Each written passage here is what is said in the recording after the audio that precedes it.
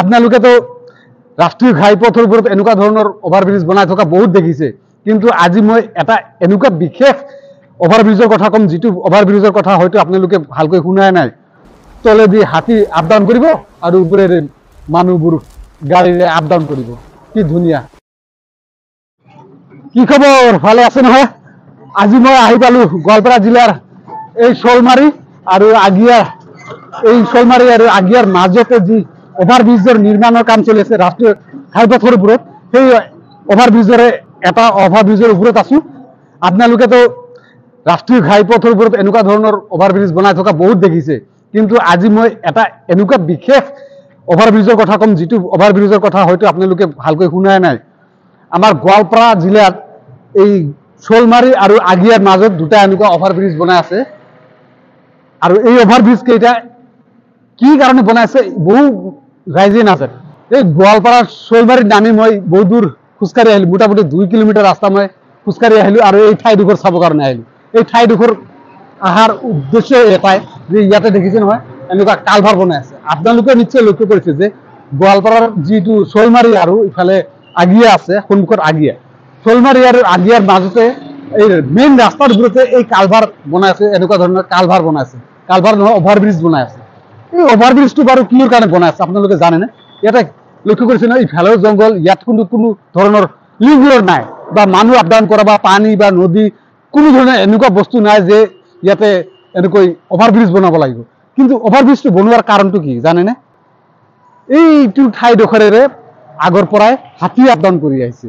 হাতী, গজৰাজ, গণেশ, যাক নেকি আমি সহজ সৰল ভাষাত হাতী বুলি কওঁ, এই হাতীসকল অতীতৰ পৰাই এই ঠাইডোখৰেৰে আপ ডাউন কৰি আহিছে।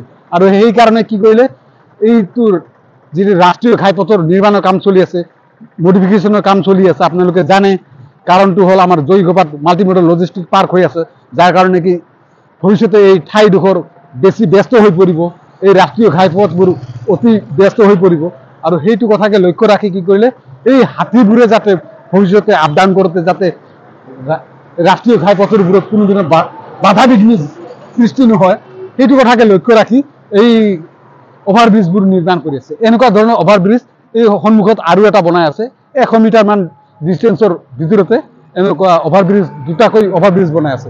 আৰু এনেকুৱা অভাৰব্ৰিজ বনোৱাৰ কাৰণটোৱে হ'ল এই হাতীবোৰ যে আপ ডাউন কৰিব এইফালেদি, যাতে সিহঁতে যাতে ভৱিষ্যতে এই ৰাস্তাত অসুবিধা নকৰে, বা ৰাস্তাৰ ওপৰত থকা গাড়ীবোৰক যাতে অসুবিধা নকৰে, বা গাড়ীবোৰে যাতে হাতীবোৰৰ লগত কোনো সংঘাত নহয়, সেইটো কথাকে লক্ষ্য ৰাখি এই অভাৰব্ৰিজটো বনাইছে।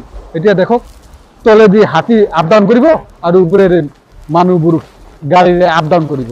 কি ধুনীয়া!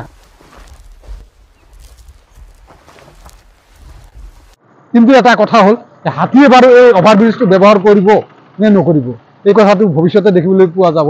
কাৰণ এতিয়ালৈকে এই অভাৰব্ৰিজটো এতিয়াও হাতীবোৰে প্ৰয়োগ কৰা নাই বা ব্যৱহাৰ কৰা নাই, কাৰণ এইবাৰেই প্ৰথমবাৰ নিৰ্মাণ কৰিলে এই অভাৰব্ৰিজটো।